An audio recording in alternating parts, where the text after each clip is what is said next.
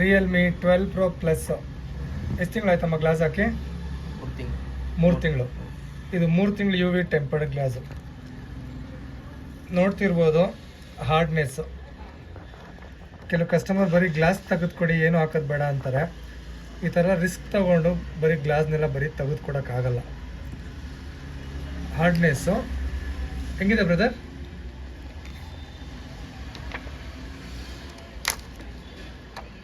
ಇದೇ ಲಿಕ್ವಿಡ್ಸ್ಗಳು.